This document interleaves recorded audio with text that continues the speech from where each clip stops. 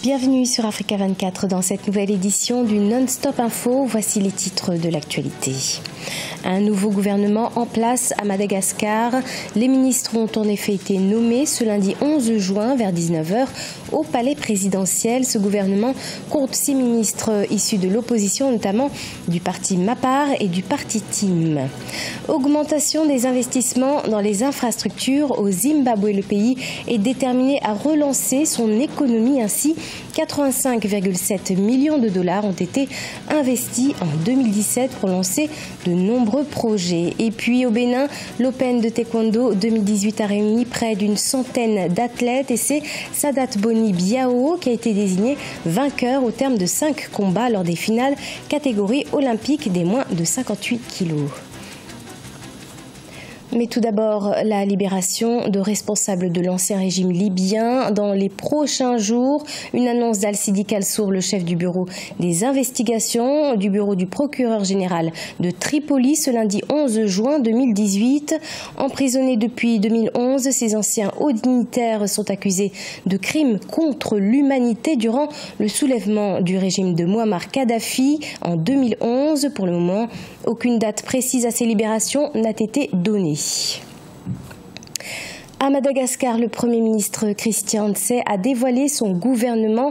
Il est composé de 30 membres, dont 6 issus des rangs de l'opposition. 4 sont membres du Mapar, parti de l'ancien président de la transition Andry Rajoelina. Parmi eux, Christine Razamana Assoa, leader de l'opposition. Celle-ci a été nommée ministre de l'aménagement du territoire. On écoute l'analyse de John Ravaloson, ancien ambassadeur de Madagascar.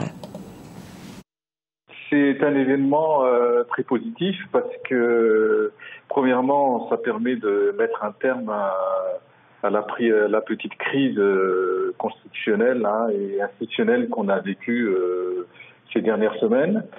Et deuxièmement, ça permet justement de parcourir la dernière ligne droite pour l'organisation des élections présidentielles. Qui constituent des échéances quand même importantes. Donc la démocratie à Madagascar a du mal à s'implanter, mais on a vu quand même ces 4 et 5 dernières années que la normalisation s'est faite. Donc il y a eu, comme je l'ai dit, cette petite poussée de crise ces dernières semaines. Ce gouvernement permet de stabiliser la situation et d'aller de l'avant.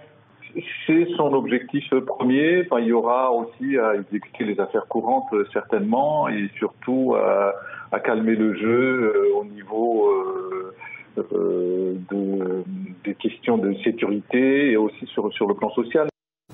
Également dans l'actualité, un accord de coopération a été signé ce 10 juin entre le Maroc et le Nigeria dans le cadre de la visite du président Muhammadu Buhari à Rabat. Accord portant sur la réalisation d'un grand projet de gazoduc le long des côtes de l'Afrique de l'Ouest. D'une longueur de 5660 km, ce gazoduc sera essentiellement offshore et reliera les 2 pays. Il sera par ailleurs connecté à chacun des 10 pays longeant le littoral, notamment la Côte d'Ivoire, la Guinée ainsi que le Sénégal qui ont déjà donné leur accord au souverain marocain Mohamed VI. Le Zimbabwe est plus que déterminé à sortir de la récession. Le pays, pour ce fait, progresser en termes de financement des chantiers infrastructurels. Par ailleurs, les projets de logement, les liquidités ainsi que les soldes bancaires ont été clôturés à 41 millions de dollars, soit une hausse de 79% par rapport à l'exercice 2016. Le point avec Siano Victoria Seji. Au Zimbabwe, la Banque de développement des infrastructures s'est investie dans la mise en œuvre de plusieurs projets pour une valeur de 85,7 millions de dollars. Conçu autour du thème Building Bankability, l'objectif du programme de travail de l'institution était de rendre crédibles des projets et leur trouver des financements via des sources de marché de capitaux nationales et internationales. Le ratio des prêts non performants est ressorti en baisse de 9 à 7% selon les responsables de la banque.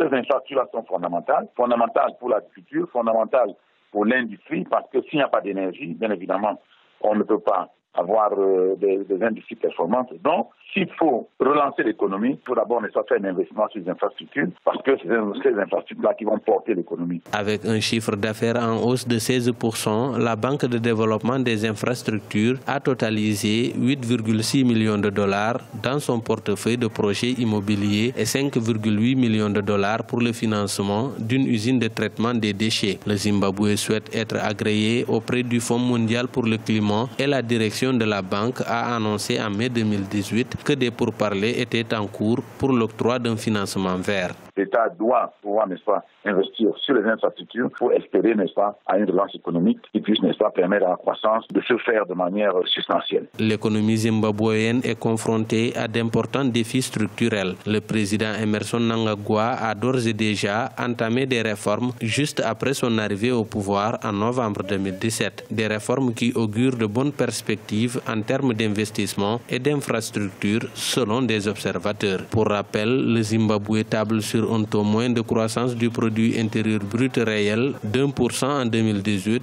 selon la Banque africaine de développement.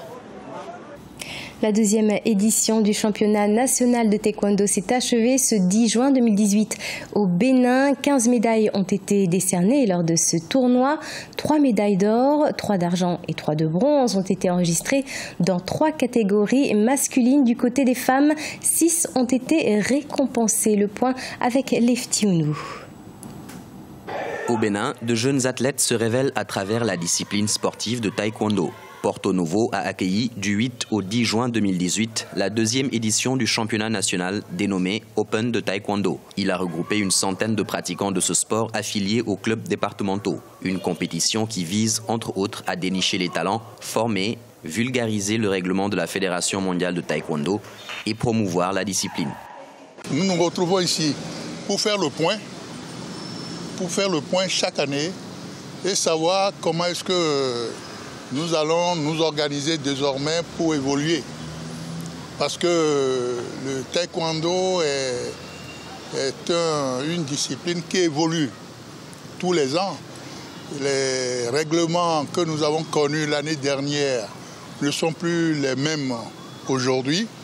Il y a eu beaucoup d'améliorations. 3 médailles d'or, 3 d'argent et 3 de bronze ont été enregistrées dans 3 catégories masculines. Du côté des femmes, 6 ont été récompensées dans 2 catégories. L'athlète Sadat Boni Biao a été vainqueur au terme de 5 combats lors des finales catégorie olympique des moins de 58 kg. Comme tout gagnant, je suis heureux, ému et j'ai encore la volonté de travailler. J'envisage d'être un grand champion. Mon véritable objectif, c'est d'aller au JO, remporter une médaille pour faire honneur au pays. On est 6 dans la catégorie, donc j'ai participé à 5 combats. J'ai gagné 4 et j'ai perdu face à mon adversaire Biao Yan Sadat. Et j'ai remporté la médaille d'argent. Les pratiquants du taekwondo béninois plaident pour la pérennisation et l'accroissement des compétitions. Ils entendent s'investir davantage afin de s'affirmer à travers les championnats sous-régionaux. Ce journal a été préparé par l'ensemble de la rédaction. Merci de l'avoir suivi.